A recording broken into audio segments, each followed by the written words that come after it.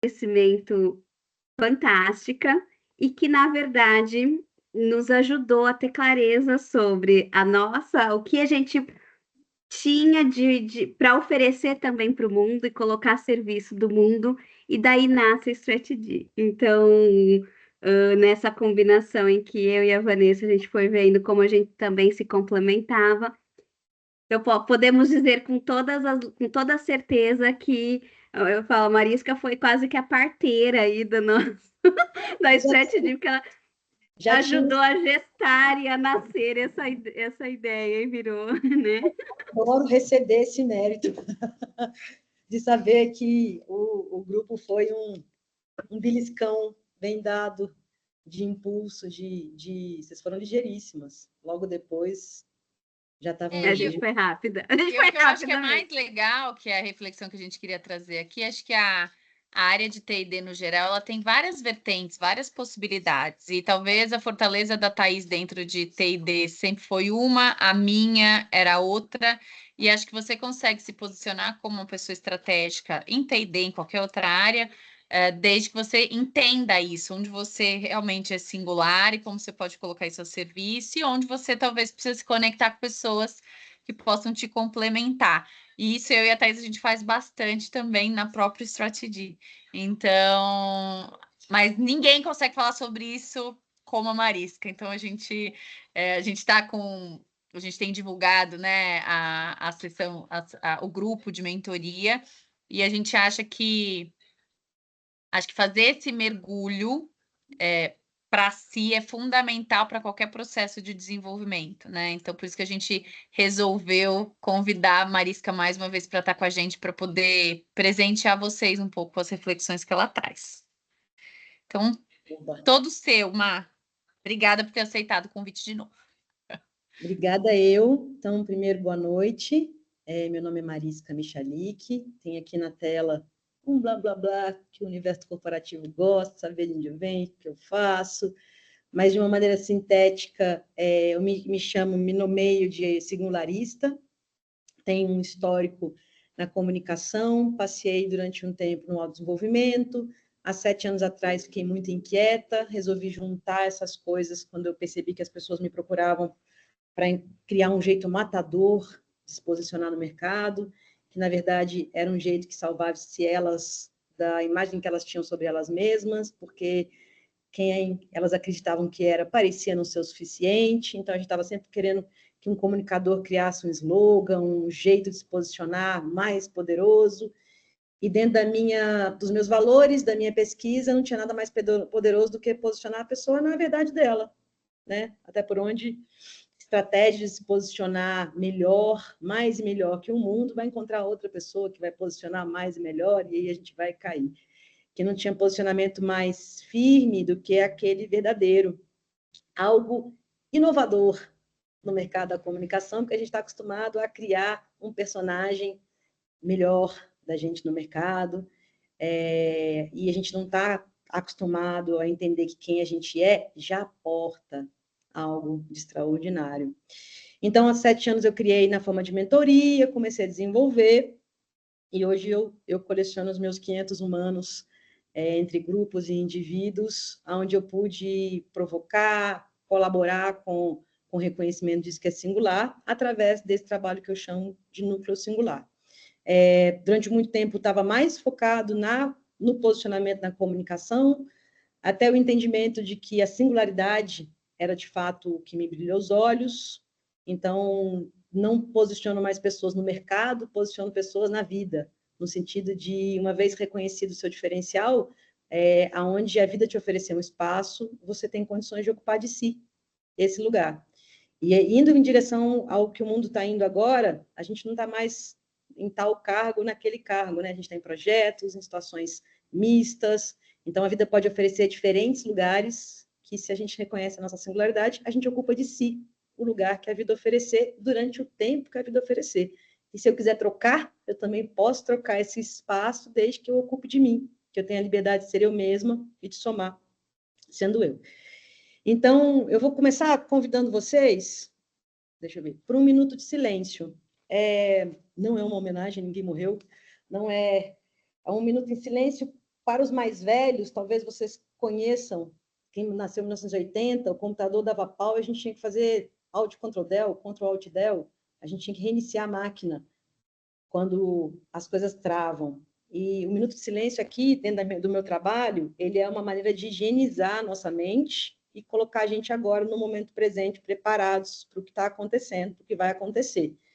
É uma tecnologia que eu uso, uma tecnologia do silêncio, é gratuita, ninguém cobra nada, gasta só um minutinho do seu tempo e pode verdadeiramente promover grandes transformações. Então, fica aqui a dica, se vocês podem levar isso para a vida, antes de reuniões, antes de conversas importantes, antes de decisões importantes, é relevante reiniciar a máquina, fechar as milhares de janelas do Windows que estão ali, uma em cima da outra, voltar, e aí a gente começa a nossa história. Eu vou colocar aqui um timer de 1 minutinho, então eu peço só que vocês se coloquem numa posição de conforto na cadeira, façam checagem se tem alguma coisa incomodando no corpo, mexam o pescoço, façam uma respiração mais profunda. O meu convite é literalmente fechar os olhos e ficar em silêncio 1 minutinho, o meu timer vai tocar, eu chamo todo mundo de volta, tá?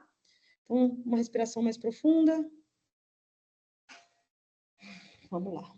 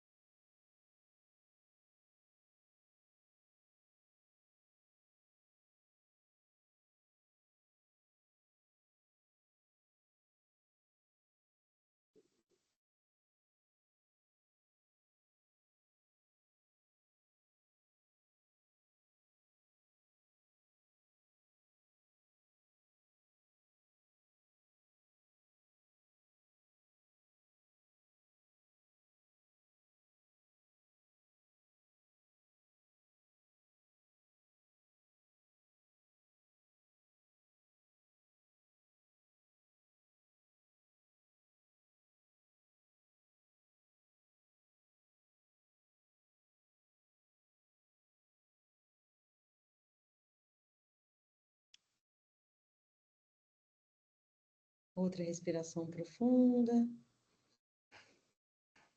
Mais uma esticadinha, se quiserem lembrar que tem corpo. Prontinho. Muito obrigada. Então, meus amigos, eu vou começar com a definição do que é singularidade, né? Eu costumo dizer que nós, seres humanos, somos maravilhosos, únicos, exclusivos e nada demais. É um paradoxo.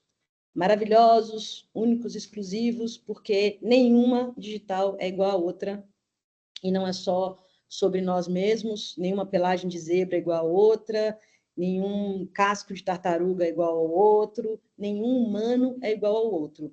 Todos somos singulares por natureza.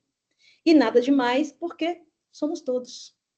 Ninguém é especial porque é singular. A singularidade faz parte da natureza. Então, quando eu reconheço essa potência de que eu sou única e exclusiva, porto um diferencial, isso me obriga a reconhecer o outro também como único e exclusivo, portanto, especial.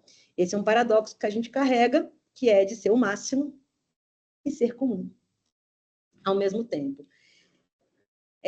Então, o que eu trago aqui é que na natureza, cada ser, por mais ínfimo que seja, possui uma função única e insubstituível no equilíbrio do ecossistema, revelando a singularidade intrínseca em tudo que existe. Ou seja, quem você já é, carrega uma força.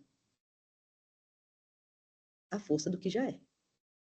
Ok? Então, essa é a definição de singularidade. Um atributo da nossa natureza. Vou seguir.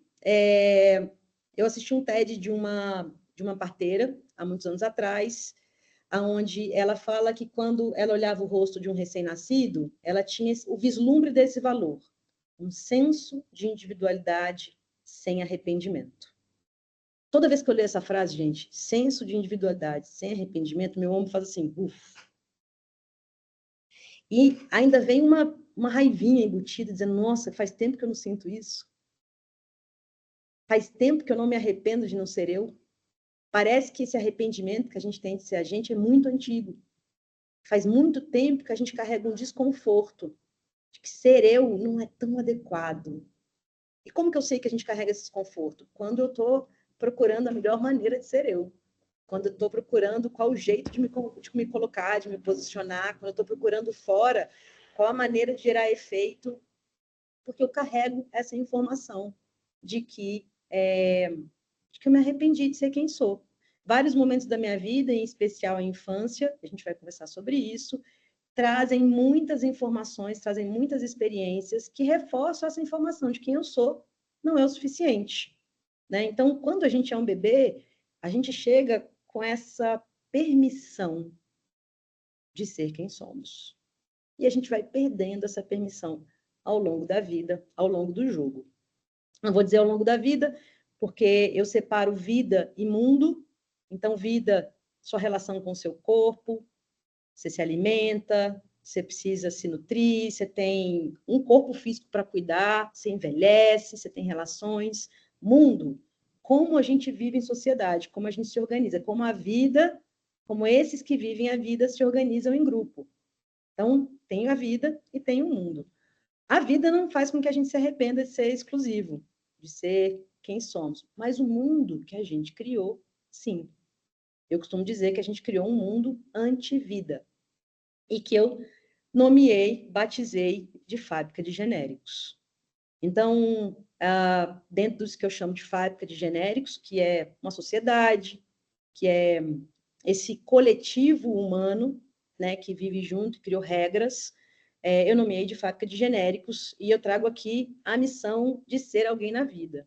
Então, esse bebê chega singular, único, exclusivo, com esse valor muito confortável de ser quem ele é, e ele logo adentra um sistema. Né? Então, para lembrar que quem produz humanos para o universo corporativo não são universidades, são famílias. Os sistemas familiares que produzem humanos para a sociedade. Então, esse sistema familiar está dentro, são os pilares da sociedade, são as famílias. Então, os pilares da fábrica de genéricos são as nossas famílias. Essa família nos recebe, e logo na infância, alguém pode dizer aqui, eu conheço alguns casos raros, mas a grande maioria escutou essa frase, de que você deve trabalhar ou estudar para ser alguém na vida. Certo?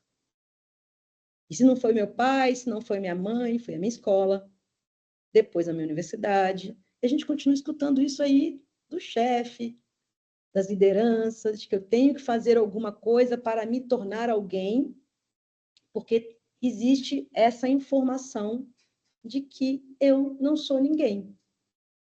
Então, se eu, desde pequeno, eu escuto a informação de que eu devo fazer algo ou estudar algo para ser alguém na vida, é o mesmo que escutar você não é ninguém.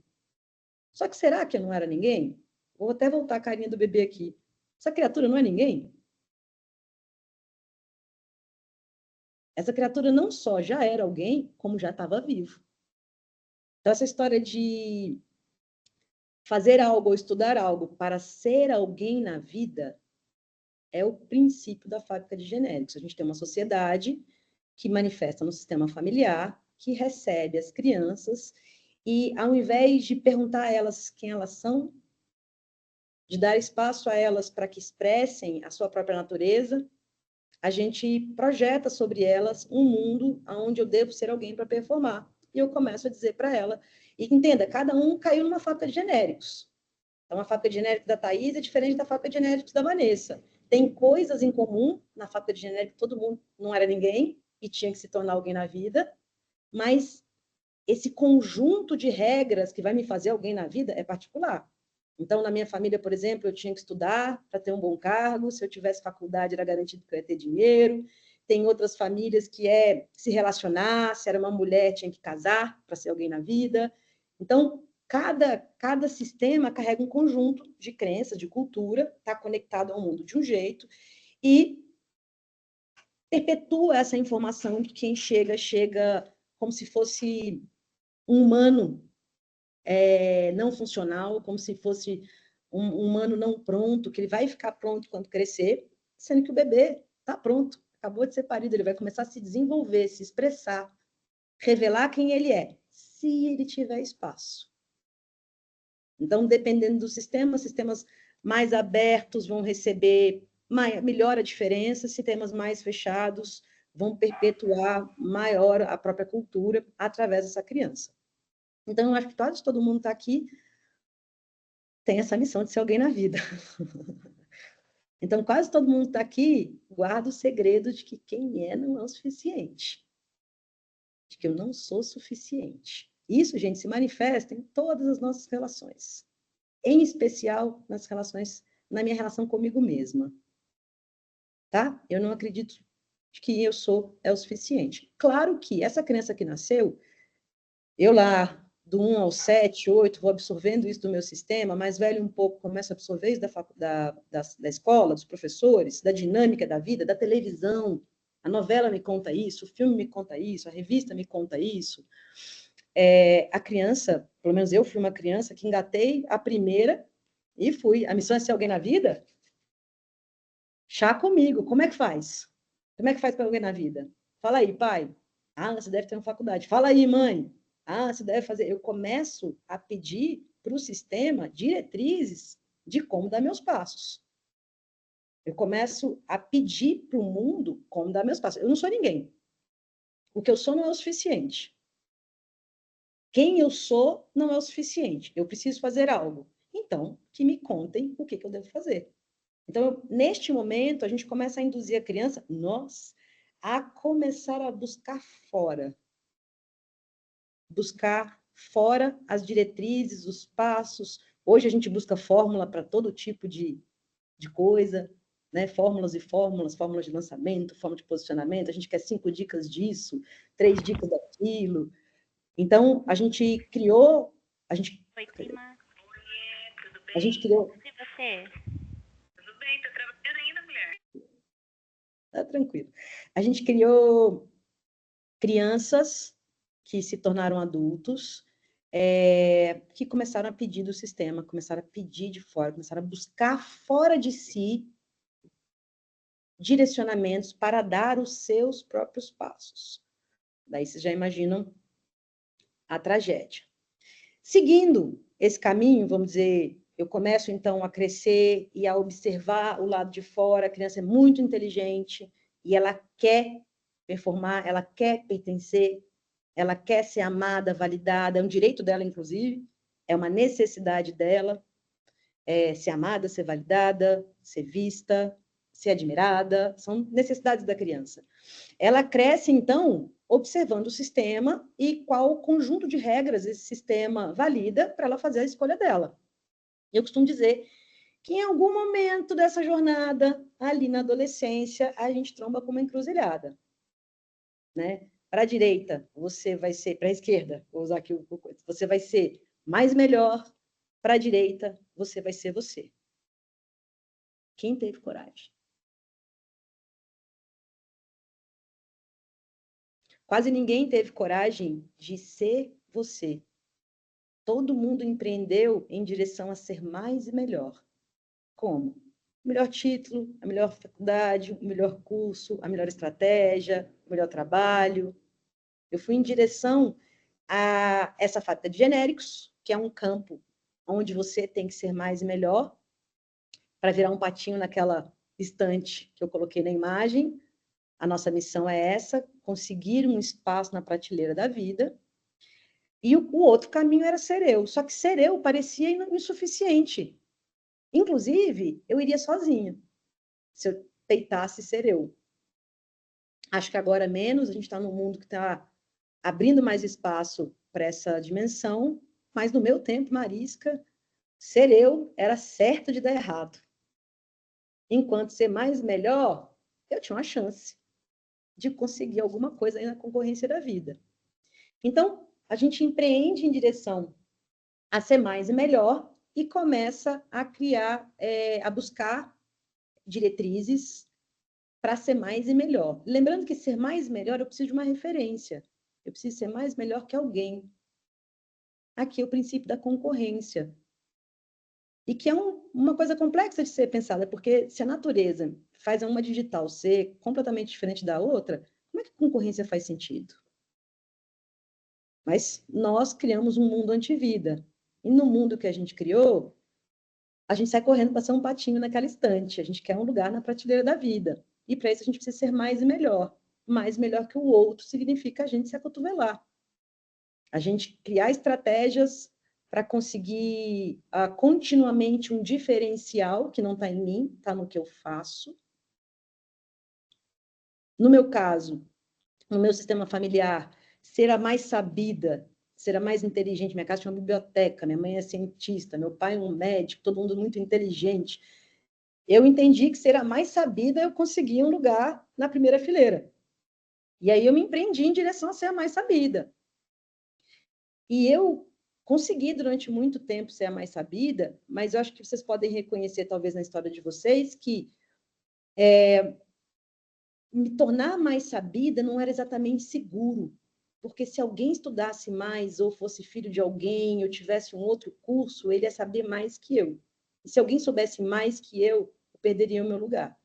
Então, ser mais e melhor é um lugar que me obrigava a continuamente lutar pelo meu lugar, continuamente manter-me disputando aquele lugar, seja buscando diferenciais fora, seja me relacionando de maneira tóxica com os meus pares. Mas eu estava sempre que garantir meu lugar na briga, seja disfarçado, seja literal. E além de me tornar mais sabida, eu me tornei a mais chata. Imagine. Se a gente é o mais sabido, está o tempo inteiro precisando ser melhor que o outro para garantir seu próprio espaço, você não vive isso com relaxamento, você vive isso com tensão. E você se torna o chato da história. Então, o que eu trago aqui na busca por reconhecimento e segurança, a gente acabou se tornando genéricos. Desaprendemos a nos colocar com espontaneidade e autenticidade. Então, na missão de ser alguém na vida, eu me torno esse alguém que o mercado quer que eu seja. Eu me torno esse alguém que meu pai sonhava que eu fosse, que minha mãe queria que eu fosse, que a fábrica de genéricos valida. Eu me torno alguém. E quanto mais eu me movo em direção a esse ser alguém, mais eu me distancio de quem eu já sou. Mais eu me distancio de como eu cheguei, mais eu me distancio daquela criança. E entendam que aqui eu já me arrependi de ser quem sou. Aqui quem eu sou já não é o suficiente. E aí eu troco a minha espontaneidade, eu troco a minha autenticidade pela melhor performance. Ok? Todo mundo me acompanhando? Então tá. Vou seguir. Sim. Então, quando a gente se torna genérico, eu digo quando, porque quase todos nós somos, em algumas áreas, em outras menos genéricos, outras mais genéricos, onde a gente consegue ter mais liberdade para ser quem somos, a gente tem um pouco mais de espontaneidade, nos lugares onde a gente não tem, a gente tem menos espontaneidade. Quando a gente age de maneira genérica, esses sintomas que estão aqui aparecem. A gente não se envolve intencionalmente, não vamos além do combinado, o genérico faz o que tem que fazer e ponto. Não nos interessamos, nós nos interessamos mais pela repercussão do que pela experiência. Então, quando a gente está agindo de maneira genérica, a repercussão é mais importante do que a minha própria experiência. A gente confunde participar com obedecer. A gente se distrai com comparações e competições. A gente sente a necessidade de se esconder ou de se reafirmar através do outro. Então, acontece muito liderança genérica que se esconde atrás do brilho do colaborador, colaborador que se reafirma, ou liderança que se reafirma em cima do outro, precisa diminuir o outro para se sentir melhor, se sentir elevado. Quando a gente está genérico, a gente não sabe se posicionar com clareza, porque a gente está lendo sinais para entender como que a gente vai se posicionar de maneira mais eficiente, né? A gente está tentando ler os sinais para gerar efeito. E quando a gente age de maneira genérica, nós nos movemos apenas se tiver vantagem. A gente não se move por valor. A gente pode reconhecer isso menos na gente, porque o ego não gosta de ver essas coisas, mas talvez vocês reconheçam isso nos colaboradores, nas pessoas em comum. O universo corporativo é cheio de gente assim. Porque o universo corporativo, como ele é um sistema maior, está na mão de uma engrenagem, pessoas genéricas vão passar ali durante um bom tempo. E eu acho que está com o tempo contado. Eu tenho essa percepção de que com a chegada da inteligência artificial e as mudanças todas em relação ao modo de trabalho, o genérico vai começar a ter problema na vida dele. E os singulares vão começar a ter um pouco mais de espaço, mesmo que isso incomode as empresas. As empresas ainda não estejam tão preparadas para receber o diferencial, a abundância. A gente vai falar sobre isso, porque a singularidade, gente, ela é a moeda da abundância, da prosperidade, porque a singularidade é a moeda da diversidade. A gente só é diverso porque é singular. E a diversidade é a moeda da abundância. A natureza só é abundante porque é diversa. E só é diversa porque é singular. Então, a singularidade e a abundância, a prosperidade, são fatores diretamente conectados. A diversidade é a nossa expressão mais abundante, é a natureza. A floresta, ela é próspera, ela é abundante porque ela é diversa. Se tivesse só maçã na floresta, não ia rolar. A floresta, ela é um conjunto de muitas coisas, seres do dia, seres da noite, seres que voam, seres que rastejam, seres que têm espaço para todo mundo. E é uma engrenagem autorregulada. Todo mundo está ali, todo mundo funciona. Né? Só não tem um fator controlador. Ela é autogerida. Esse é o desafio que eu acho da humanidade, que é a gente poder conviver em grupos sem exatamente ter que lidar com o fator controlador. Vou seguir. Então, isso fez da gente genérico, isso fez da gente incompleto, né? Incompleto porque, entenda, se lá atrás eu sou uma potência, eu tenho uma qualidade, e eu descubro que determinadas coisas dessa qualidade não são funcionais, eu separo isso e escondo. Alguns de nós chamam de hobby, outros de nós esconde mesmo, bota na gaveta um talento que tem, que isso não serve. Ah, você fala demais, ou você é muito extrovertido, ou você é muito quietinho. Eu pego as minhas características que não servem, entre aspas, né, que não funcionam dentro da fábrica de genéricos que eu nasci, e guardo elas, escondo elas. Isso faz com que eu desvie parte da minha energia e avance só com a outra parte. Nem um jato d'água. Se você separa o jato d'água um pedaço para um lado, outro pedaço para o outro, aquele que avança vai menor, vai com menos potência, né?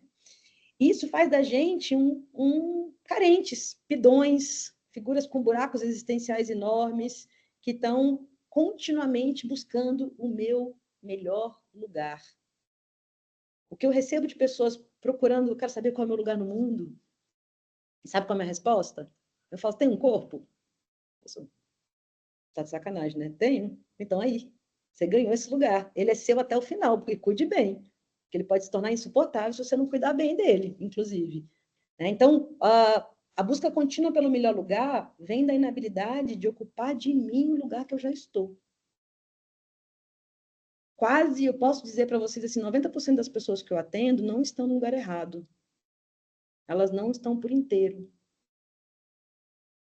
Elas não têm a habilidade de colocar-se por inteiro no lugar onde está. Então, isso se confunde com uma fome de eu não estou no lugar certo, não está funcionando aqui, não estou no lugar certo, aí eu mudo de trabalho, não está funcionando aqui, não estou no lugar certo, aí eu mudo de projeto, não está funcionando aqui, não estou no lugar certo. E na minha observação, essa busca pelo melhor lugar vem da inabilidade de eu não poder, de eu não saber ocupar de mim o lugar que eu já estou. De ocupar esse lugar com as minhas características, com a minha natureza, de maneira relaxada e potente. Eu estou sempre... de novo, o colaborador genérico, ele vai buscar o melhor lugar porque ele está buscando vantagem. Né? Então, vocês vão notar na equipe. Se tem alguém disputando lugar, ele está querendo vantagem. O colaborador singular, ele vai pedir espaço para ser ele mesmo. Ele vai pedir autonomia. Ele vai pedir liberdade. Ele vai pedir participação. Ele precisa que o ingrediente dele, ele precisa experimentar a si mesmo durante a sua ação. Enquanto o colaborador genérico, ele precisa garantir o melhor lugar, ou seja, ele vai se mover por vantagem. Né? Então, ele vai fazer relações por vantagem, ele vai atuar nos projetos por vantagem, ele está mais preocupado com o efeito que ele causa do que com a experiência que ele vive, tá? Vocês estão se identificando? Faz sentido? Conhece alguém assim? Eu vou trazer aqui 3 pontos, né? Três sintomas da distância da singularidade. Então, sintomas de que a gente está distante da nossa singularidade. Primeiro deles, você tem dificuldade de saber o que é singular em você? Você tem dificuldade de identificar mesmo o seu diferencial? Se sim, você está distante da sua singularidade. Segundo sintoma, você tem dificuldade de explicar o porquê que você faz o que você faz? Por que eu faço o que eu faço? Por que sou eu e não João, não Maria? Por que esse projeto tem que vir para mim e não para fulano e para ciclano? O que eu trago? O que eu faço por trás do que eu faço? Qual energia eu agrego a essa dinâmica, grupo, projeto? Terceiro sintoma, se você tem dificuldade de explicar o efeito que você causa, quieta calada. Só de ter você no recinto, ter você junto ao grupo, qual o efeito que você causa? Uma boa tradução dessa aqui é: você tem dificuldade de se vender? Vender sua ideia? Vender sua visão? Vender, entre aspas, né, meu povo? De defender seu valor, mostrar seu valor, argumentar com o outro sobre a sua ideia. Alguém aqui não tem nenhuma dessas dificuldades? Estou vendo sorrisinhos, parece que uma ou outra alguém tem. Eu vou avançar um pouquinho e vou falar um pouco do que são esses antídotos, né? A dificuldade de se reconhecer singular é a dificuldade de se ver, se tornar autorreferente. A gente buscou tanto essa métrica fora que o meu modelo, que eu observo um modelo, não a minha imagem. Então, toda vez que eu vou me buscar no modelo, eu não me encontro. Eu vou buscar na imagem que eu criei, eu não me encontro. Então, a solução aqui é estudar a sua singularidade, olhar para você, voltar a olhar para você e tornar-se autorreferente, que se a minha digital é única, não há comparação. E nas pegadas da nossa vida, gente, não existe o outro. É você 100% dentro de você. Inclusive, quem te vendeu a fórmula não vai lidar com a consequência. Se você seguir o mapa do outro, talvez você chegue no lugar do outro. Seguir o mapa do outro é chegar no destino do outro. E o que eu atendo de gente que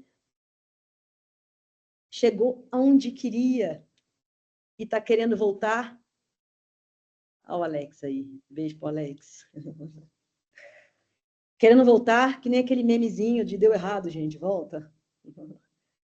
Seguir a fórmula para chegar no lugar do outro. A dificuldade de falar de si, né, de trazer o porquê que eu faço o que eu faço, está intimamente ligado à dificuldade de reconhecer a minha história. E aqui, todo mundo do desenvolvimento humano, ninguém nasceu de chocadeira, todo mundo tem um pai, uma mãe, uma história, a sua própria fábrica de genéricos. O que eu costumo dizer dessas pessoas todas que eu atendi é que eu não conheço que ninguém nasceu na Disney, ninguém nasceu na Disneylândia, não conheço uma infância que tenha sido uma delícia na floresta, quase todas as infâncias. Está aí um lugar que a gente tem que rever no mundo, a infância, porque tudo começa ali. E esse lugar provoca muitas dores e a gente carrega ao longo da história. E para muitos de nós é mais simples romper com a nossa história. Só que romper com a nossa história é romper com a nossa raiz. Primeira ventania, a árvore cai. Ela vai precisar se escorar numa árvore ou outra. Então, a dificuldade de falar de si está intimamente conectada à dificuldade de reconhecer a minha própria história, a história que me trouxe até aqui. E a dificuldade de vender-se está conectado à dificuldade de se tornar inteiro. Porque se eu tenho o valor de ser quem sou, mas tem uma parte que não vale tanto, aí eu guardo essa parte que não vale tanto, aí eu vou só com a outra parte, eu sei que eu não estou indo inteira. Mesmo que o outro não saiba, eu sei que não estou indo inteira.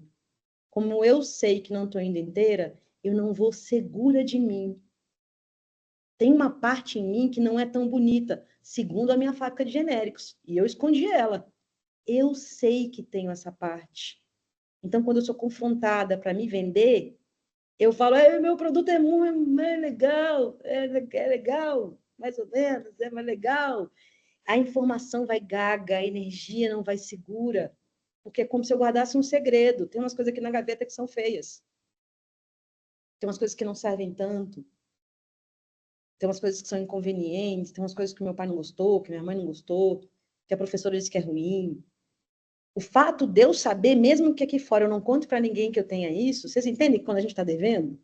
Sabe quando criança faz rouba um pirulito, você pergunta, cadê não sei o quê? A pessoa tá na cara. Acho que ela roubou o pirulito, mas ela não consegue. E eu digo isso em termos energéticos, tá? A gente pode performar bastante. Lá no fundo você sabe. Se você sabe, você não banca. Não banca. Você vai precisar que alguém banque com você. Você vai botar um amiguinho forte, que você acha ele mais bonito para falar. Você vai se escorar em alguém.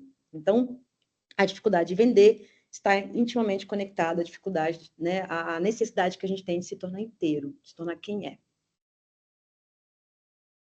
Vou seguir o que eu trouxe aqui, né? Na maioria das vezes a angústia não aparece porque Mas por que ele chamou de tia? Não, dá pra pegar a trouxa aí, né? Ah, mas Não, você deu print? Consegui mutar, mutei. tem problema, faz parte, é vivo. Na maioria das vezes a angústia não aparece porque eu estou no lugar errado, mas porque eu não estou por inteiro. Tá? Então, entenda o estar por inteiro. Eu conheço gente, para vocês terem ideia, eu conheço um ex-aluno meu, um ex-cliente, que ele era um professor da USP, super bem qualificado, e ele tinha um segredo, ele era guitarrista, e adorava dançar e tocar rock.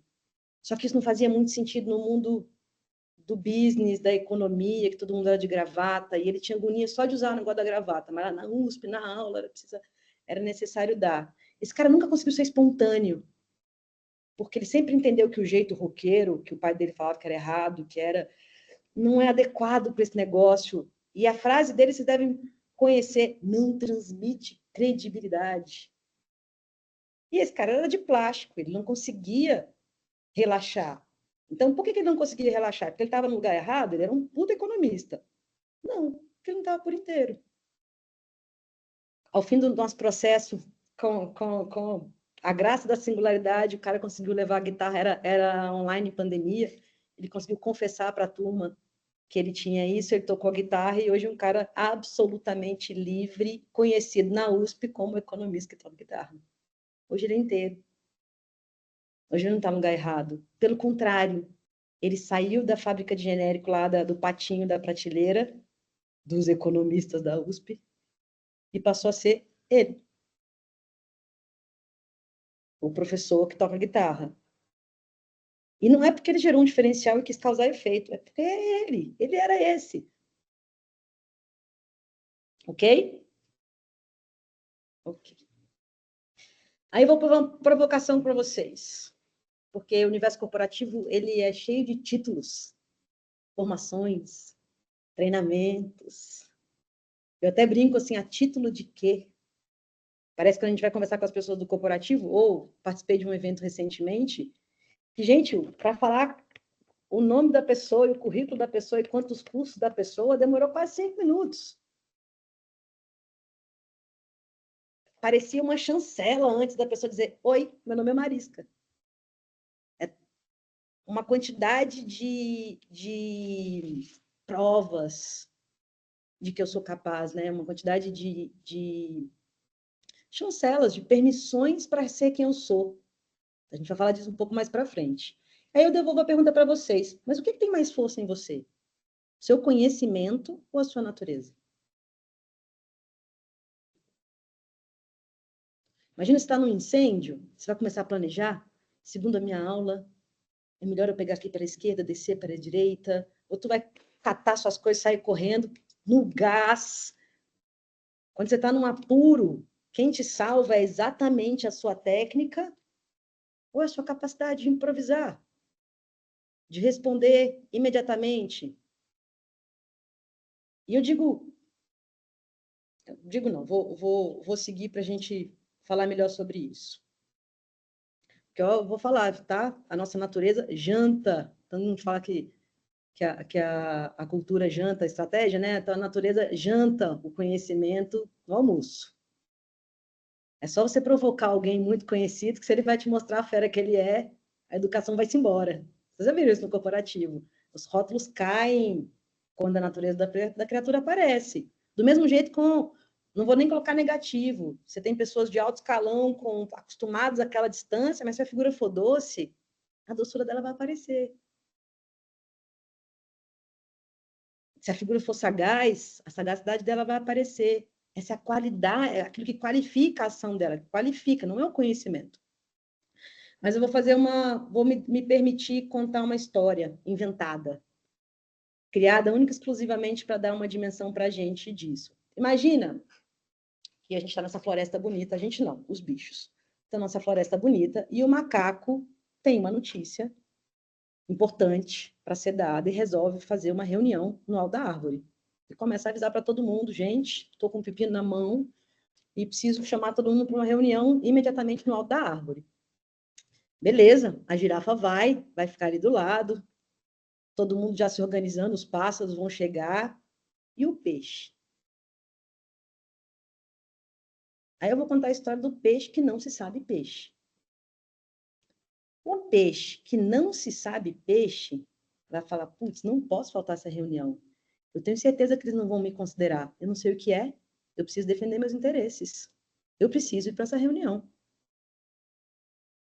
E o peixe que não sabe peixe, com medo de não ser considerado na reunião, e essa é uma reunião importante, e não olharem para o lado dele, ele vai começar a criar estratégias. Ele vai fazer curso de como subir em árvore, ele vai na Amazônia, vai comprar respiradores, aquários portáteis, ele vai criar tecnologia para poder chegar no alto da árvore e garantir o lugar dele. Ele vai fechar ali um acordo com o jabuti para levar até a base da árvore. Com o curso dele, ele vai subir e ele vai conseguir ficar ali e participar dessa reunião. O peixe que não se sabe peixe. E é bem possível chegar lá, ele vai ser premiado como melhor bicho da floresta. Afinal de contas, não houve esforço maior para estar aqui entre nós do que esse peixe, certo? E isso é um cenário muito comum entre nós. Agora, se o peixe se sabe peixe, essa história muda. Se o peixe sabe peixe, assim que ele receber a notícia de que vai ter uma reunião no alto da árvore, ele fala, poxa, macaco, no alto da árvore? Assim você não me inclui. Então, o peixe que sabe peixe, primeiro, sabe se posicionar em direção ao seu próprio interesse. Se ele se sabe peixe mesmo, ele pode mais. Além de se posicionar, ele pode sugerir. Macaco, por que a reunião não acontece aqui na beira do rio? Onde todos os outros também podem estar, além de mim. Então, o peixe que se sabe peixe, sabe se colocar e sabe sugerir como que aquilo pode acontecer de maneira a incluir ele mesmo. Se a reunião não puder acontecer na beirada do rio, talvez ele diga, tá, eu consigo ir, mas para isso eu preciso de um respirador. Eu preciso que alguém me leve e eu só tenho 2 horas. O peixe que se sabe peixe é capaz de colocar seus limites, de colocar suas condições. Ele vai além do, poxa, macaco não me cabe. Ele consegue diretivamente dizer como e o que ele precisa. Porque, gente, posicionamento é uma ação autoempreendida. Ninguém te posiciona. Só você se posiciona. Líder, chefe, colega, pai, mãe, ninguém te posiciona. Posicionamento é uma ação autoempreendida. Mas se eu não me sei peixe, eu vou me posicionar como o melhor funcionário. Quem vai perder o ar? Quem vai ficar sem respirar? Quem vai ter burnout? Quem vai adoecer? O funcionário do mês? Aquele que fez títulos e formações, que criou todas as estratégias para não perder seu lugar, para marcar seu território. Esse cara, o funcionário do mês, ele é o peixe que não se sabe peixe, que não reconhece sua natureza. Se ele reconhece, além de fazer, de se posicionar, né, de protestar sua inclusão, ele sabe sugerir de maneira direta e eficiente o que é, qual uma alternativa que inclui ele mesmo. Ele sabe, se precisar ceder, se precisar entrar numa dimensão que não é a dele, se precisar entrar num lugar que não é confortável para ele, ele sabe fazer seus pedidos, colocar seus limites. E tem uma outra coisa muito relevante para o peixe, que você sabe peixe. Assim que o macaco der a notícia de que tem uma coisa importante que vai ter que se espalhar por todos os espaços da floresta e fala, nossa, vamos ter que levar a notícia lá para o alto da montanha. O peixe vai ficar caladinho. Alto da montanha? Não tem nada a ver comigo. Essa é para o pássaro. Essa é para a girafa, para o urso. Não é minha. Eu não preciso nem falar aqui na reunião. Ó. Estão discutindo uma parte que certamente não é minha, porque a missão de levar a notícia para o alto da montanha não é do peixe. Mas assim que falarem que a notícia tem que chegar no mar, não tem segurança. Deixa comigo. Essa é minha. Para chegar no mar, sou eu que levo. Porque o macaco pode até saber nadar, né, gente? Mas igual o peixe. E o peixe ele é o melhor para essa missão, não porque ele estudou, mas porque faz parte da natureza dele. Porque é o que ele gosta de fazer. Ele vai se descobrir peixe em alto mar. Vai perguntar, mas tá, ô, peixe, mas você já levou notícia para o mar? Não, mas eu vou adorar levar. Vou encontrar caminhos até lá. Entendam que o peixe que se sabe peixe, ele não vai disputar aquilo que não é dele. E ele tem clareza daquilo que é dele. Ele vai pegar aquilo que é dele com entusiasmo, com calma, com relaxamento, com autoconfiança. Você acha que o peixe vai ficar inseguro? Ai, não sei se vou conseguir nadar até... Talvez o macaco ficasse inseguro. Ai, gente, eu posso nadar, mas não tem um peixe aí, não? Ninguém é peixe. Vão entender o que a Thaís e a Vanessa trouxeram no início, que é reconhecendo aquilo que é seu, você reconhece a tarefa que é sua e também reconhece aquela que não é sua, e que você precisa de colaborador, que você precisa de alguém que te torne mais eficiente por soma, que chegue junto. Ok? Todo mundo peixe que sabe peixe? Ou estão aí com os respiradores? Estão aí com os... um pouquinho sufocados na reunião, um pouquinho sem ar, um pouquinho sem conforto. Vou seguir, por causa do nosso horário. E aí, então, na dinâmica do posicionamento, na dinâmica de dizer quem sou, ela é uma dinâmica retroalimentada, vocês vão entender. Quando eu não me vejo, eu não me mostro. E quando eu não me mostro, eu não me vejo. Quando eu não me vejo, eu não me mostro, isso é básico. Mas quando eu não vou para jogo, não vou para campo, não arrisco, eu não conheço uma parte de mim que eu só conheço em loco, que eu só conheço em experiência, que eu só conheço diante do inédito. Palavra mais temida do cosmos, inédito, desconhecido. Tem uma parte de mim que só se revela ao vivo, gente. Então, tem isso que é a minha natureza que me acompanha. Então, o peixe que se sabe peixe está acostumado a nadar no lago dele, mas perguntam para ele assim, como é que você vai fazer no mar? Não sei, quando eu chegar lá descobrirei. Não dá para te dizer antes, eu não vivi ainda. E isso não me torna menos hábil. Porque não tem como Eu conheço uma outra parte de mim quando vivo. De novo, a gente se expande por soma. Então, a cada experiência que a minha vida me permite ser eu, a cada experiência nova, eu tenho a chance de ser mais eu. Então, eu sou mais eu aqui, mais eu ali. E a gente tem essa mania de querer achar, eu não sou mais médico, quero ser professor, eu não sou mais isso, vou me tornar aquilo. Não existe isso, gente. Ninguém deixa de ser. Não tem borracha no passado. Eu me torno mais eu. Aquilo se encaixa em algo maior. Eu descubro quem eu sou naquele lugar. Então, aqui, né, como eu trago, se ver e se mostrar são movimentos que estão intimamente conectados e se retroalimentam.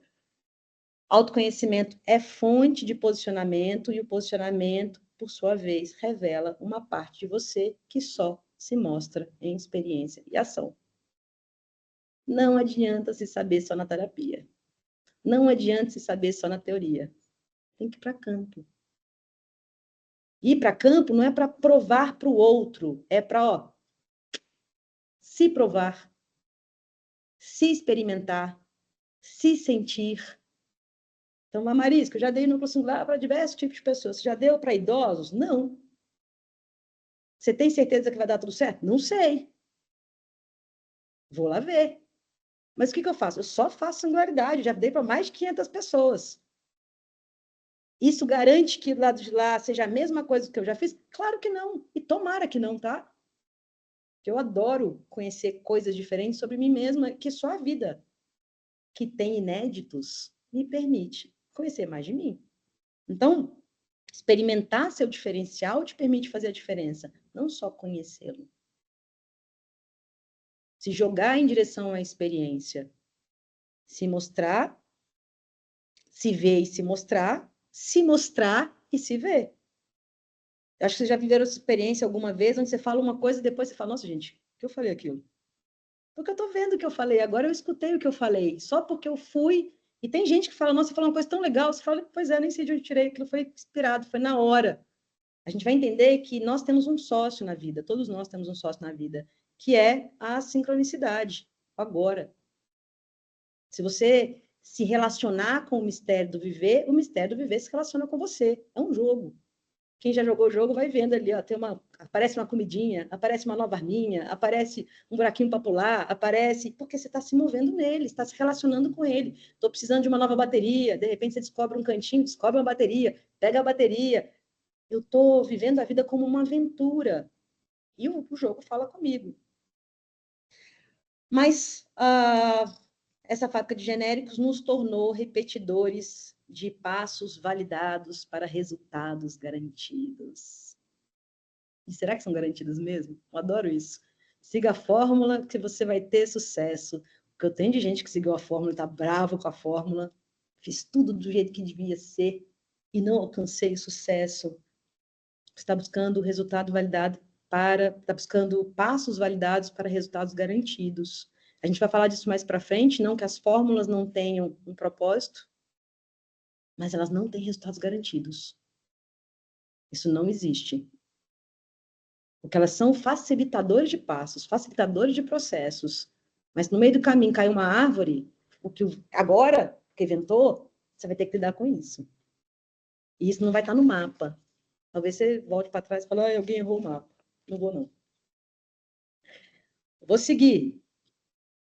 Como que eu sei essa diferenciação entre genérico e singular dentro do contexto, né?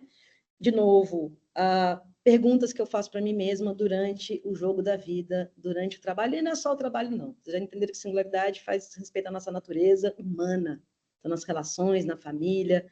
Eu me movimento por vantagem ou por valor? Eu só faço aquilo que vai me dar um resultado vantajoso ou eu faço isso porque é valoroso, precisa ser feito, eu gostaria que fosse feito? Pergunta número 2. Eu quero me destacar ou me singularizar? Lembrando que se eu me singularizo, eu já me destaco. Porque não tem uma digital igual a outra. Mas eu posso buscar me destacar. Para isso, eu vou precisar ser mais e melhor.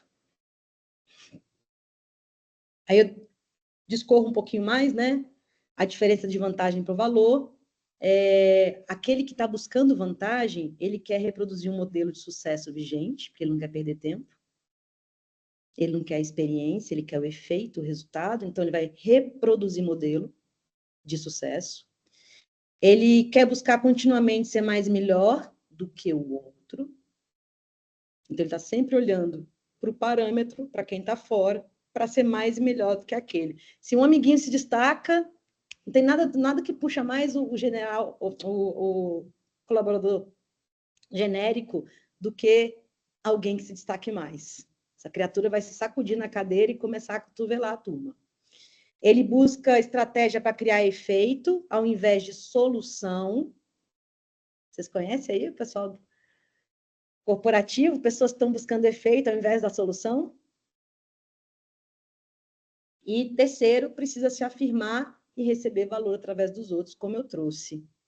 Então, eu preciso ter a galinha de ouro da minha equipe, ou ter o azarado, para quem botar a culpa na minha equipe, no meu meio. Quem se movimenta por valor, quer espaço para ser ele mesmo, como eu trouxe autonomia, está em conexão com a sua inteligência única, íntima e intuitiva, ao mesmo tempo que desempenha seus papéis assumidos, ou seja, eu jogo o jogo com a minha inteligência íntima, sabe se colocar e ocupar de si qualquer lugar que for preciso estar, então ele está atrelado à singularidade dele, não ao cargo que ele ocupa, ele vai desempenhar o papel sendo ele mesmo, e ele vai experimentar valor compondo com os outros.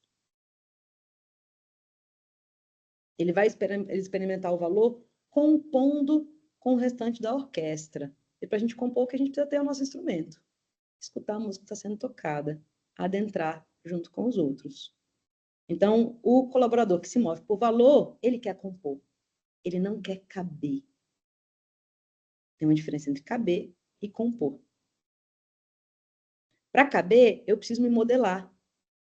E caber, eu estou olhando mais para o espaço do que para mim, mais para a cadeira do que para mim. Compor, eu preciso conhecer meu instrumento, eu preciso escutar a música, e eu preciso entrar em soma, preciso ir junto. O colaborador genérico quase nunca compõe. Ele sempre vai caber no lugar que vai dar mais destaque para ele. Entenda que, às vezes, nem é só destaque, tá? Às vezes é segurança. Vai caber no lugar que garante que ele não vai ser trocado, que ele não está temendo, porque o que faz a gente genérico não é só a vaidade, mas às vezes o medo de faltar, o medo de poder ser a gente. Vou seguir uma verdade, nem tudo que brilha ilumina, mas tudo que ilumina brilha. Estou falando aqui a respeito de quem quer destaque, quem quer vantagem, quem quer valor. Nem tudo que brilha ilumina. Vocês devem conhecer uns brilhosos aí. Como diz uma amiga, umas testas brilhantes, umas testas cebosas, uns brilhosos no corporativo, que brilham, mas não iluminam lugar nenhum. Não trazem ideias, clareza, valor para os demais. Mas tudo que ilumina, brilha. Mais cedo ou mais tarde, a gente vai reconhecer esse brilho. A singularidade, gente, é luz própria, tá? É o vagalume. A gente tem isso dentro da gente. Vou seguir, que meu tempo aqui urge. Então, a gente costuma dizer que a vida é um jogo. Se a vida é um jogo que eu me jogo. Pergunta, me jogo? E a pergunta me jogo é, me jogo de verdade, vou com tudo? E, ao mesmo tempo, eu sou o jogo. Eu que me jogo, eu sou o personagem dessa dinâmica. O tabuleiro é meu, estou na minha vida, interagindo com outras peças. Então, como eu trouxe antes, posicionamento é uma ação autoempreendida, ninguém te posiciona, nem líder, nem gestor. Cabe a cada indivíduo ocupar de si os lugares oferecidos no setor, processo ou projeto. Você está posicionado ou isolado? Porque tem aquele que veste a camisa e desaparece, ou aquele que nunca veste a camisa e só aparece. Ambos estão isolados. Aquele que veste a camisa e desaparece está isolado. aquele que não veste a camisa e só aparece, está isolado. Nenhum deles estão posicionados.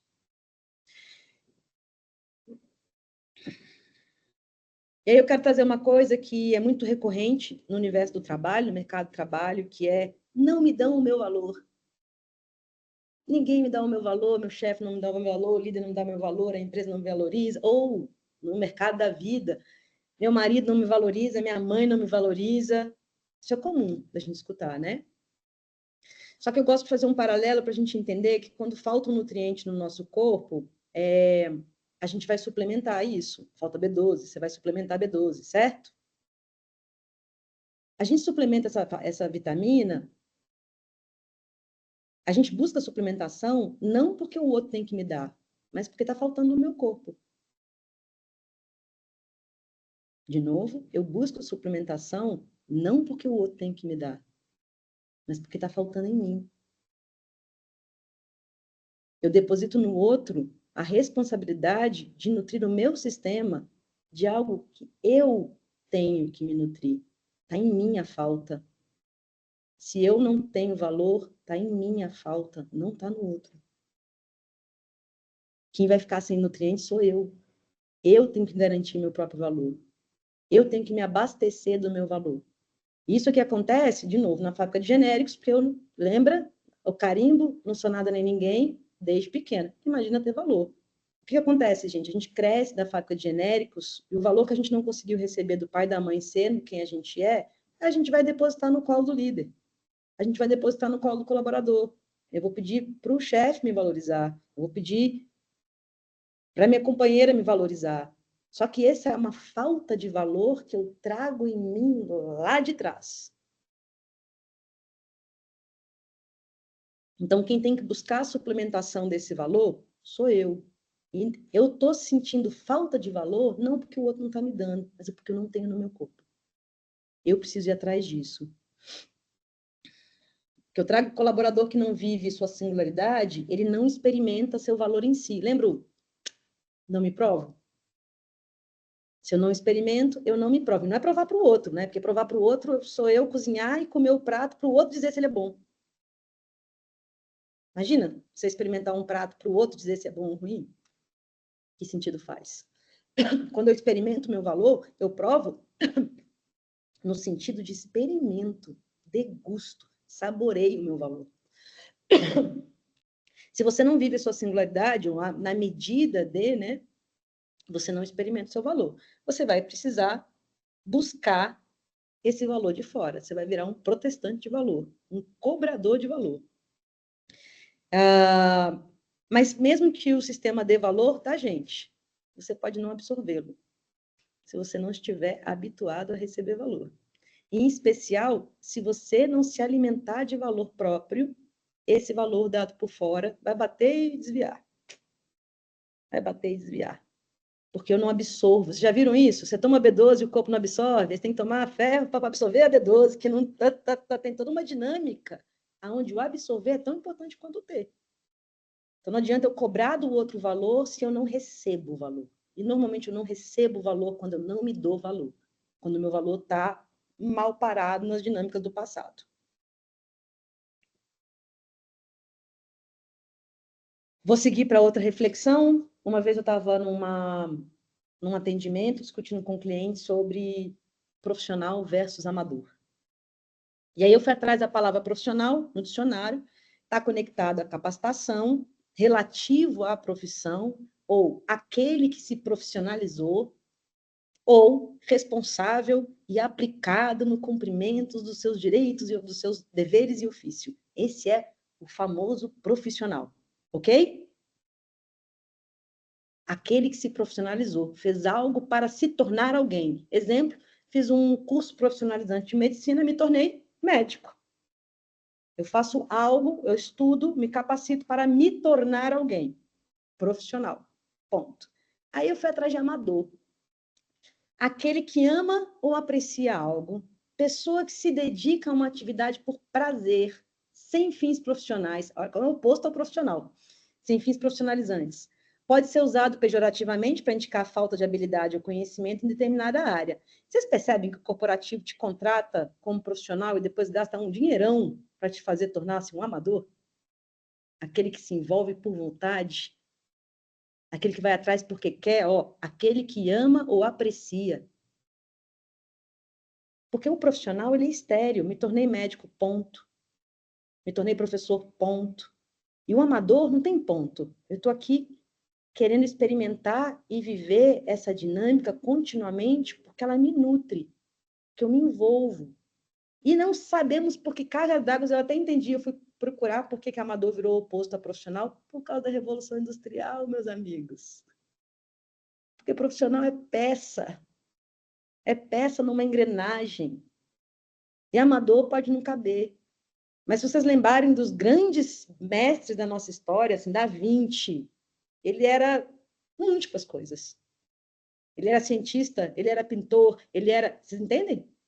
Ele era um ser com várias habilidades. Ele era profissional e amador. Várias das coisas que ele estudou, que ele se tornou, não foi porque ele estudou, foi porque ele amou. Amou fazer aquilo, amou pesquisar aquilo, amou se envolver com aquilo. Então, o que eu trago essa reflexão de que, de novo, o corporativo nos contrata pelo profissional que somos, pela quantidade de quilos de título que a gente adquiriu, mas ele adquire uma pessoa quase morta, porque lá dentro ele vai ter que pagar para vocês ajudarem a treinar a figura a se motivar, a se envolver, a parar de obedecer e começar a participar. Porque lá da fábrica de genéricos eu fui treinado a obter instruções. Me diz aí, chefe, como que eu devo fazer? Me diz aí qual que é a diretriz de como eu vou fazer, ao invés de como que eu me envolvo, crio e realizo isso junto. Participo, sou parte, né? Ao invés de obedecer. Aí eu faço a reflexão, por que o profissional se tornou o oposto do amador? Só para deixar a vida da gente mais chata. Esse é meu palpite. Tá todo mundo morrendo de inveja dos artistas, que parecem ter uma dinâmica mais amadora, no sentido de que ama. Entende que a palavra amador é que ama? Mas parece aquele que não virou profissional? É muito doido isso, porque isso não é verdade, não está na descrição. Isso são constatações no dicionário bem depois. Vou seguir. Então, o que eu quero trazer aqui? Que o mapa não é o território. E quem te garante a eficiência é a sua singularidade, sua capacidade criativa. Por que eu falo singularidade e capacidade criativa? Porque a gente acha que criativo é aquele que pinta, que canta, que dança. Não, aquele criativo é aquele que cria soluções. Que cria. Se você está aqui hoje, você se inventou. Você se criou. Inclusive, nem pai nem mãe cria a gente. A gente se cria. A gente se forja no mundo. E eu digo que o mapa não é o território, por quê? O mapa ele é funcional, ele é importante. Então, tem uma estratégia, a gente vai mandar alguém para a floresta lá, dar o recado do macaco, e tem uma equipe mapeando todo o território, facilitando o caminho daquele que vai representar. Então, são os nossos protocolos, nossos modelos, isso é super funcional. Isso economiza tempo, né? É um suporte para quem está indo em loco, para estar indo para campo. Mas se eu vou para campo, com o meu mapa, estou aqui, segue a rua para frente, estou seguindo a rua para frente, tinha caído uma tempestade 5 minutos antes, uma árvore caiu no meio dessa árvore, e eu olho para o mapa, não tem árvore. O mapa não mapeou esse problema. O que acontece com muitos de nós no corporativo? Ih, mapa errado. Quem fez esse mapa? Qual o setor que fez esse mapa? Deixa eu falar com a liderança, o mapa está errado. Temos um problema com o mapa. Tem outros que falam, nossa, chefe, não posso ir, caiu uma árvore, não está no mapa. Esses são os colaboradores genéricos. Eles estão tirando instruções só do mapa. Mas é importante saber que o que vai garantir a eficiência do processo é você, é a criatividade. O colaborador singular é aquele que, diante da árvore, dobra o mapa, coloca ele no bolso, olha para a árvore e pensa, como que eu pulo isso aqui? Se for uma figura mais bicho preguiça, talvez ele se arraste por baixo, Se for uma figura mais sagaz, talvez pule 3 vezes, já pulou. Se for um mais inteligente, ele vai só observar, tem um espacinho ali para passar. Quando ele transpuser a árvore, ele vai tirar a caneta do bolso e escrever assim: não temos uma árvore. Equipe, aprimora o mapa aí. Temos uma árvore. Pense na possibilidade que talvez caiam árvores ao longo do caminho. Esse é o singular. Ele não só tem capacidade de criar a solução in loco, como ele soma. Ele não culpa. Ele acrescenta. Ele oferece a visão aos demais. Ele fala, ó, tô seguindo, tá? Qualquer coisa eu aviso. Tira o mapa do bolso e segue o caminho dele. Então, entendam que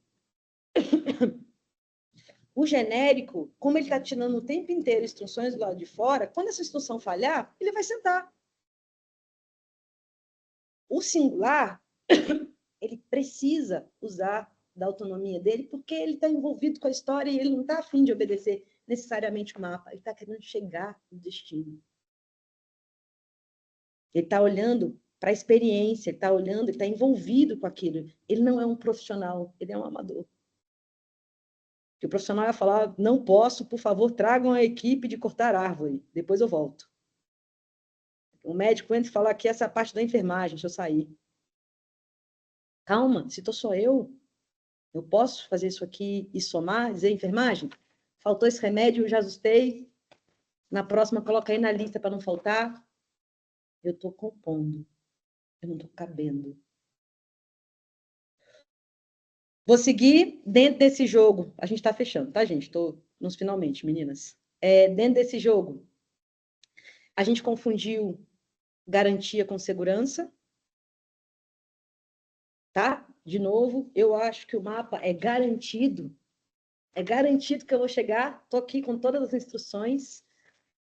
E eu estou acostumado a pedir garantia. Só que garantia é uma ilusão. Qual que é a única coisa que está garantida na vida? Só tem uma. A morte. Essa é garantida. Nunca vi ninguém escapar. Garantia é um lugar inerte, estéril. É o famoso seguro que morreu de velho. No lugar que é garantido, não há movimento, não há vida, não há interação. Todo mundo que entrar em direção ao garantido vai morrer de tédio. Porque já está morto. Eu fiz contato com o inerte, eu fiz contato com aquilo que não se move mais. É garantido que eu vou ficar nesse trabalho pro resto da vida. Agora arrumei um emprego que é garantido. Nossa, eu já pensei no tédio que é. Está garantido. Você vai ficar lá o resto da vida?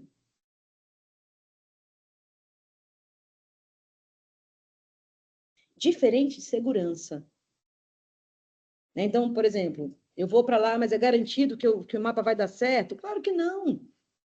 Claro que não é garantido. E se você precisar de garantia, você não vai mesmo. Você vai paralisar. Eu preciso de segurança. E o que segurança é diferente de garantia? Segurança significa que eu tenho todos os meus recursos acessíveis. Eu estou com tudo que eu preciso para me aventurar. Qual que é a segurança de eu ir para essa trilha? Eu vou com cantil de água, eu vou com proteção, eu vou com... Todas as coisas que eu preciso estão aqui perto de mim. É garantido que vai dar tudo certo? Claro que não, mas eu me sinto seguro. Me sinto seguro porque tenho aquilo que preciso. E, normalmente, aquilo que preciso são os meus instrumentos, as minhas parcerias, os meus conhecimentos. É minha função procurar por essa segurança, mas não confundir segurança com garantia. Não posso pedir garantia para ninguém de nada. E se alguém te vendeu garantia, você comprou errado. Deu certo porque o universo casou na sincronicidade. Você se sentiu seguro, ó, era garantido. Mas pode contar que se inventar para o outro lado, a garantia cai. E não tem o que fazer. O que nós temos que buscar em direção a todos os lugares que a gente vai é segurança. E segurança significa ter os seus recursos perto. Ter permissão para ser você. Se dar a permissão para ser você. Saber quais recursos você porta. É o peixe que se sabe peixe? É garantido que ele vai chegar no oceano? Não, mas ele está absolutamente seguro. Absolutamente seguro. Ele não vai enfrentar insegurança, ele vai enfrentar o inédito, o desconhecido. Isso dá um frio na barriga. Mas não é insegurança. Ele está seguro. Putz, se alguém tem... Quem mais chegará no oceano se não for o peixe? Então, vocês percebem que a gente confunde segurança com garantia? Do mesmo jeito que a gente confunde obedecer com participar, caber com compor.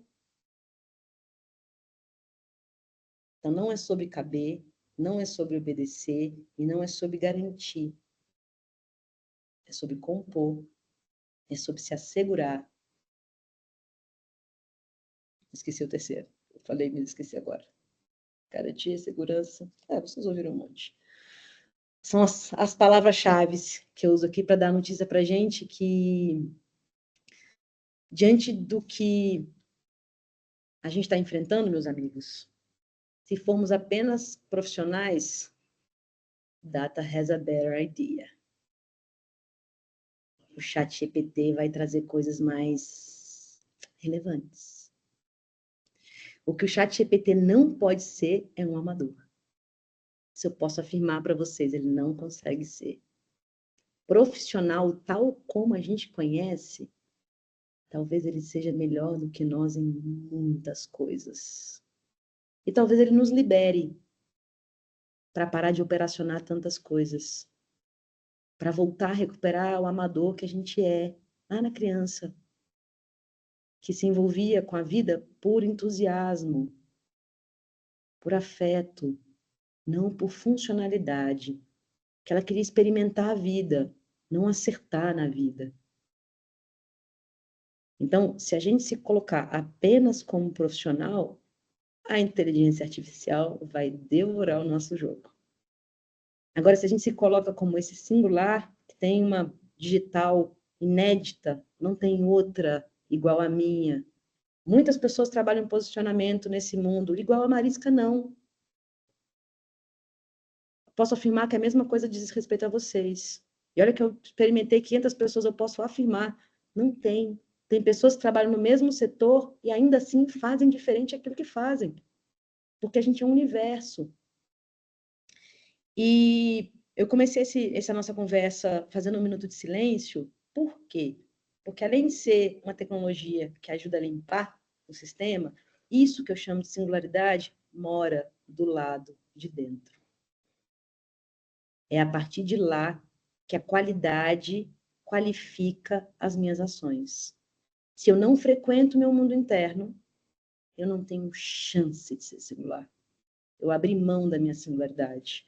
Eu preciso, com recorrência, abrir espaço para frequentar meu mundo íntimo, meu mundo interno. Até por onde? Se eu me mudar para o Japão, meu mundo interno vai comigo. Eu posso fazer todo tipo de mudança fora, que meu mundo interno me acompanha. Então, me conhecer é muito importante, se conectar com o meu mundo interno ao vivo, mais importante ainda. Meditação em silêncio é uma tecnologia de abrir espaço em você que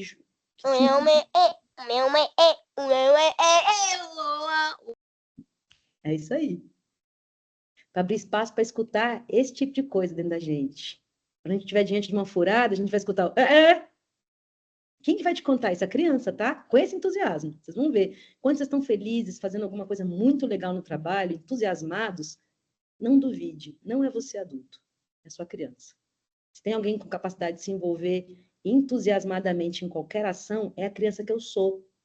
Porque a criança, a infância, ela não é uma memória no tempo. Ela é uma camada que me compõe agora. E olha isso na natureza. Se você cortar uma árvore, você vai ver todos os veios dela. Assim você mede a idade da árvore, certo? O primeiro está lá. Nunca deixou de estar lá. O primeiro compõe junto com o último. A criança que vocês são, estão me escutando aqui agora. E deve estar feliz da vida, dizendo, aê, alguém está querendo demitir a gente do mundo burocrático e colocar a gente para trabalhar, colorir esse universo um pouco. Né? O que eu trago aqui de ser peça única, eu gosto desse desenho porque é um Lego como outro qualquer, mas ele tem um penteado. Ser peça única é continuar sendo peça. Eu sou peça. fazemos parte de uma engrenagem maior do que a gente. Mas eu sou peça única. Eu sou exclusiva. Eu preciso chegar e compor. Para compor, eu preciso trazer meu instrumento. Eu preciso saber o que eu toco. Eu preciso escutar o que está acontecendo. E eu preciso entrar junto com a música, inserindo aquilo que só eu trago. Deixa eu ver, acho que agora encerramos. É isso. Muito obrigada. Espero ter soltado raios e trovões na cabeça de vocês, provocado. Deixa eu parar de compartilhar para poder ver vocês. Eu preciso te dar um depoimento que eu recebi aqui no WhatsApp. O Alex disse que teve que sair porque a mãe dele ouviu a história do peixe e começou a chorar. E disse que ficou perguntando para ele por que ela não ouviu essa história quando ela era jovem. Tô toda arrepiada. E você faz, a gente já viu a sua aula milhares de vezes, eu e a Thaís, mas a gente estava aqui no paralelo. Toda vez que a gente escuta, dependendo da fase da vida que a gente tá, a gente fica. Coisa. Pega outra. Né? Isso Exato. nos É que o peixe que não sabe peixe, vocês não tinham escutado. Essa Não, Meus queridos, eu estou aqui disponível, vocês meninas e o tempo, mas eu estou disponível para perguntas, para dúvidas, para observações, para escutar as crianças chateadas que estão presas dentro de vocês faz tempo, para os peixes que estão sem respirar. Espero ter contribuído com reflexões, né? Assim, é uma busca individual, que óbvio que eu posso colaborar dentro do meu trabalho, mas ela segue, as meninas viram, um fiozinho que se puxa, que você vai sendo puxando ainda a vida inteira, e não pode cochilar, porque cochilou, a gente está no genérico, na prateleira da farmácia.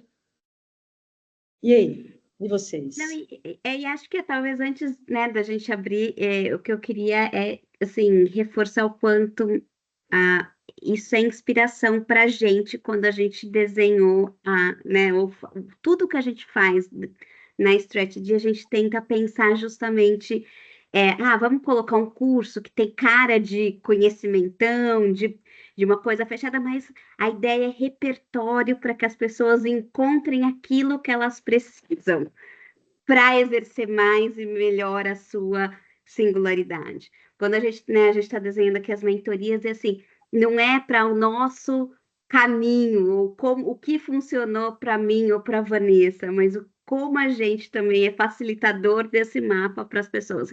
Então, claro que é uma busca constante, porque não é fácil nem sermos, nem fazermos dessa forma tão singular, mas isso inspira tudo que a gente tem feito, né, Van? Então, assim, depois a gente até compartilha com vocês, né, o que a gente tem, os serviços e nosso portfólio, mas, assim, isso tem nos norteado e nos feito questionar.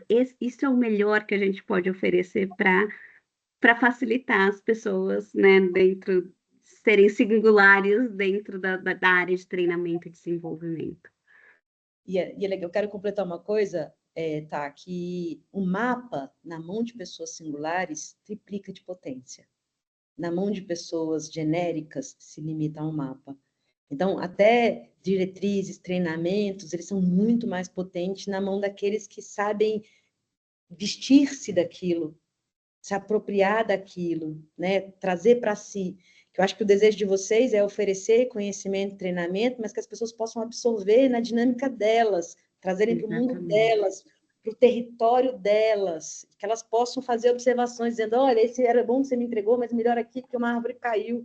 E diante disso, eu devolvo para a Thaís, dizendo, olha, melhora esse mapa, porque a gente está aqui junto, construindo um mapa de como fazer isso seguro para todos nós, mas ninguém tem garantia de nada.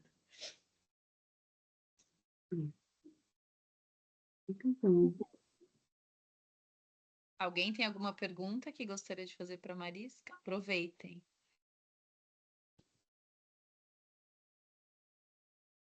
Cri-cri. Reflexões. Eu ouvi duas vezes a mesma pergunta nessas últimas semanas, que foi uma na caixinha de perguntas e uma hoje. Eu estava gravando um podcast, aí a pessoa me perguntaram, né, tá? Como que vocês chegaram às posições globais? Aí, ouvindo a sua aula agora, Eu acho que talvez a gente tenha tido a sorte de ter encontrado ambientes onde a gente pôde exercer essa singularidade, sabe? A minha resposta foi: eu sempre fui muito curiosa mesmo, né? Sempre quis aprender muito, e sempre acho que tentei estar presente nos lugares onde eu estava. E acho que essa atenção que você trouxe aqui com a sua fala do silêncio, a gente tentar sempre questionar se a gente está ou se a gente é aquilo que a nossa potência precisa ser, acho que é o fundamental para você chegar onde quer que você queira chegar, né? Porque para mim, e para Tá eu sei também, porque eu conheço ela, não é o cargo. Quando as pessoas perguntam como vocês chegaram em... Não é o cargo de Chegando, verdade. né? Chegando, eu não sei Cheguei explicar aqui. como é. Eu falei, eu fui indo devagar, ainda eu respondi, eu fui indo devagar. Foram 16 anos, né? Um passo depois do outro, fui indo devagar, um passo por vez. Então, acho que foi indo, é essa a resposta, sabe? Eu vou frisar uma coisa na sua resposta. Se tem uma característica da criança que a gente é a curiosidade. A gente perde a curiosidade ao longo da faca de genéricos. A gente tem medo de errar, então a gente persegue o acertar. O acertar quer informações para performar, enquanto a curiosidade ela é legítima da criança, ela se aproxima para ver o que é, ela se pergunta, ela se relaciona com essa abertura, ela não sabe o que é, ela quer conhecer. Enquanto aquele que quer acertar não quer conhecer, ele quer acertar. Então, ele vai analisar a distância. Ele vai ser estratégico no sentido estéreo. Porque, para mim, por exemplo, curiosidade é estratégia. Curiosidade aproxima, faz intimidade. Você vai fazer intimidade com o terreno, intimidade com o lugar. Você está curioso sobre uma pessoa, você já percebeu a maneira mais rápida de fazer intimidade com uma pessoa? É ter curiosidade legítima sobre ela. Quer fazer intimidade com um processo? Tenha curiosidade legítima sobre ele. Não domínio, né? Assim, o conhecimento sobre aquilo dá uma sensação de domínio daquilo. E isso deixa a gente falsamente assegurado, a gente acha que está garantido. De novo, a gente está estéreo. Então, a gente está no cargo que conseguiu lá em cima, mas está desestimulado, está com tudo garantido. Enquanto o povo está lá trabalhando, morrendo de vontade de conhecer, tem muito mais vida do que a gente. Vida mesmo, energia vital, né? Porque criou um modo de trabalho que tira um pouco da nossa energia vital e coloca a serviço do outro. Isso já é desafiador para a gente. Se a gente não puder estar envolvido nisso, ou seja, é por mim também, não vai durar, gente. Burnout tem fila. Eu tenho atendido com gente dizendo burnout, quero trocar de carreira, estou no lugar errado, adoeci, voltei. Eu falo para Ju, pode fazer a sua pergunta. Boa noite, Marisca. Parabéns aí pela aula, porque foi excelente, né? O que você trouxe. E a Vanessa trouxe um ponto que eu acho que é bem importante se considerar, que é a questão do ambiente. E aí eu queria que você trouxesse até essa perspectiva do ambiente, o papel do ambiente no na singularidade, né? Porque muitas vezes a gente sabe que o ambiente corporativo não favorece, né, a singularidade, porque a gente tem tanta coisa para fazer, né, não só profissionalmente aí na vida pessoal. Então, eu costumo dizer que assim, a gente tem que se manter informada, né, do que está acontecendo no ambiente. A gente tem que cuidar da alimentação, e aí não é só cuidar da alimentação, você tem que tomar colágeno, não é qualquer colágeno, tem que ser aquele colágeno. Você tem que tomar creatina, não é qualquer creatina, tem que ser aquela. Então, assim, é tanta coisa que aí você fala, né, você tem que fazer exercício, mas aí você tem que dormir tantas horas, que é tanta coisa que você fala, não dá, né? Então, o ambiente a gente sabe que tem o seu papel, que muitas vezes essa criatividade que a gente tem, que vai ficando, né? Essa criança, a gente vai deixando de lado, cuidando de outras coisas, e muitas vezes sendo genérico, né? Sim. Porque não tem espaço para ser singular. Sim, lembra que eu comecei diferenciando vida e mundo.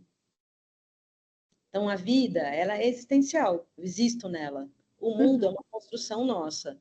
por algum motivo, nós, há milênios, não é nem há séculos, criamos um mundo anti-vida. Né? Óbvio que tem civilizações que tiveram mais acerto nesse jogo. Se a gente for para os originários, os africanos, para os indígenas, ali tinha inteligência natural, ali tinha singularidade.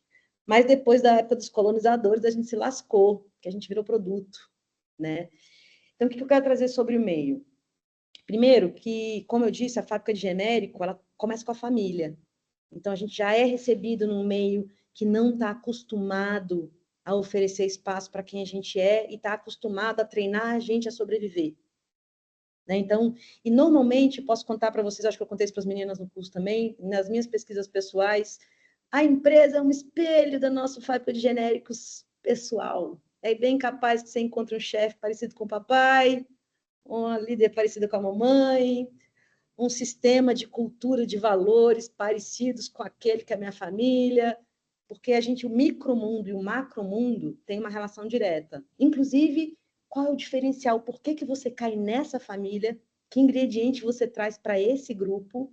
Tem tudo a ver para onde você está no mundo e que ingrediente você traz para esse mundo. Para entender que, presta atenção nessa frase, a gente normalmente chega na família que não tem aquilo que eu trago. Eu chego no sistema familiar que não tem aquilo que eu trago. É a minha primeira dor. Cadê eu? Eu não me reconheço. Então, se eu sou um torrão de açúcar e eu escolho viver uma experiência aqui, num grupo, é natural eu escolher um lugar onde não tem açúcar. Por quê? Porque é aquilo que eu levo. Chegando lá, serei útil, experimentaria a mim mesmo. Só de ser eu vou diluir aquele grupo que é só de sal. Mas quando o açúcar chega, ele dá de cara com sal e eu falo, nossa, que gente salgada, que horroroso. Ninguém é açúcar aqui. Porque eu que trago. Então, a gente, desde a infância, sofre a falta da gente, porque a gente porta isso que é inédito e novo para o sistema que me recebe. Que não vou fazer um outro paralelo mais objetivo, que eu sou inventadora de história do sal, açúcar, ingrediente, que é mais fácil de entender. Mas imagina que eu acabei de sair de uma universidade, me formei em marketing, ou seja, sei tudo, mas não experimentei nada. Acabei de me formar. O que eu preciso para adentrar o mercado? Ser contratada por uma empresa. Do mesmo jeito que eu preciso chegar no planeta Terra, ser contratada por uma família. Só famílias dão cargos para consciências, oferecem corpos para consciências. Então, eu saio dessa faculdade como marketing, e eu vou chegar numa empresa familiar, por exemplo, que nunca teve marketing, porque o primo fazia, o tio vizinho fazia, a empresa nunca precisou, mas só que agora a empresa cresceu. Ela precisa de um marketing. Então, ela vai contratar alguém. Ela vai trazer de fora alguém que porta aquilo que a empresa não tem, certo? Quando essa criatura do marketing chegar na empresa, ela vai achar tudo uma bagunça. Ela vai achar o marketing uma loucura. Todo mundo um monte de amador, não faz nada direito. Tudo muito mal feito. E, pior, quem receber ela não vai ver o valor dela, porque não conhece marketing. Não sabe o que ela traz. Nunca experimentou. Então, de cara, não vai dar valor, vai ter que experimentar, vai ter que ver acontecendo. Então, a gente vive esse lugar de ser o inédito do meio, de ser o antídoto. Tem um meio e tem um antídoto. Se eu sei que ingrediente eu sou, eu sei o que eu estou fazendo lá dentro. Isso minimiza atrito, minimiza conflito, me facilita jogo, eu sei fazer pedidos, o peixe que se sabe peixe. Se eu não sei quem eu sou, disputa, inadequação, complicações, eu vou ocupar o meio. Só que isso que eu estou protestando não ter, eu trago na minha mala. Sou eu que trago. E como que eu transporto isso para o corporativo hoje? O número de pessoas que está adoecendo é gigantesco, talentos estão sendo difíceis de serem retidos, porque pessoas competentes, criativas, com autonomia e posicionamento autêntico, vão para onde querem. Vão trocar de emprego assim, ó.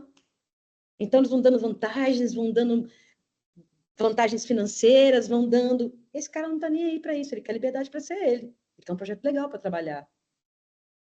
Então, as empresas estão sendo convidadas a criar ambientes onde essa singularidade pode ser retida, pode ser bem-vinda. Mas essa é um desafio dos dois lados, tá?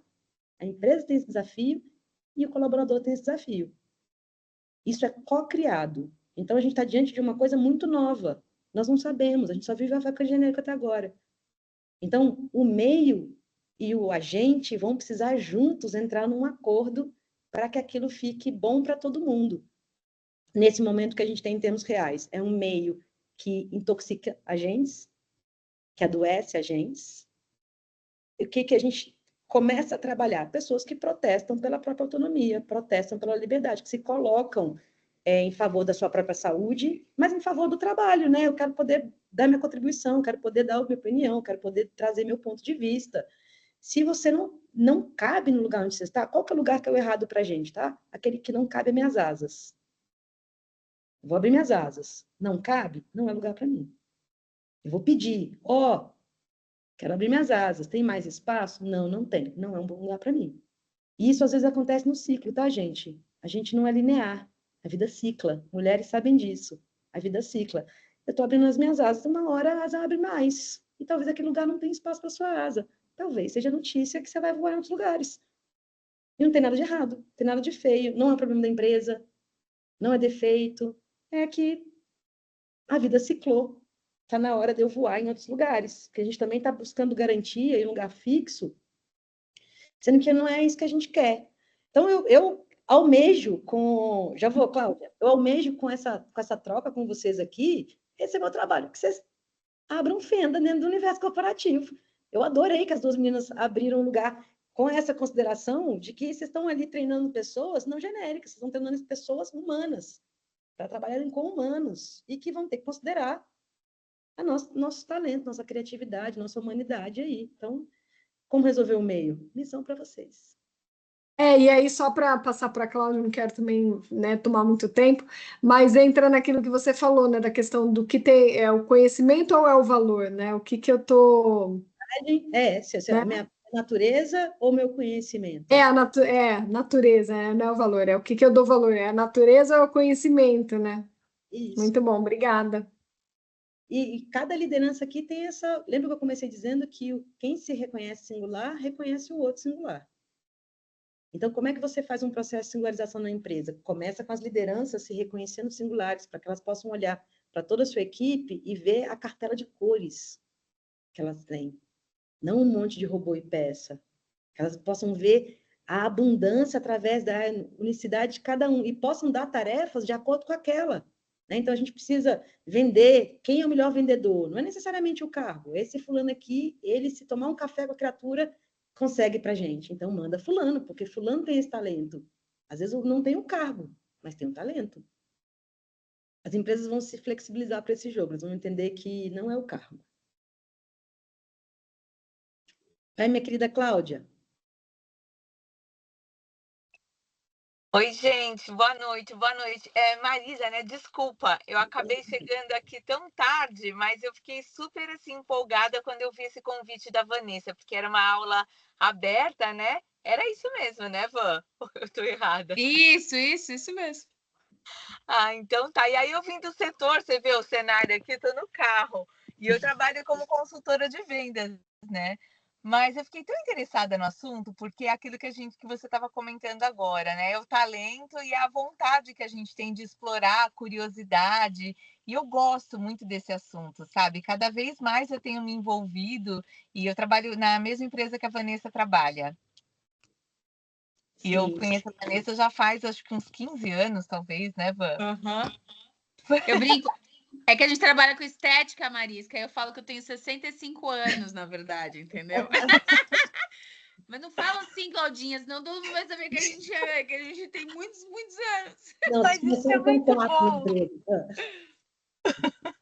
Então, eu fiquei apaixonada por esse assunto, né? Quero mais até conhecer profundamente aí os cursos. Você ministra cursos também?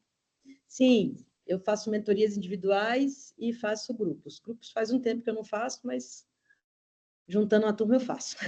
Ai, que bacana. Então, eu vou trocar mais figurinhas com a Van, mas eu queria mesmo era me apresentar. Contato da Marisa. Tá joia. Eu queria mesmo era me apresentar e agradecer pelo momento, porque eu não imaginei que fosse tão produtivo como está sendo. Então, ficou assim, muito grata. Obrigada, Muito viu? legal. De nada, muito legal. Meninas, queria tentar trazer também um agradecimento aqui. Marisa, uma das minhas potencialidades é a minha habilidade de comunicação e fala, e você me deixou sem palavras hoje.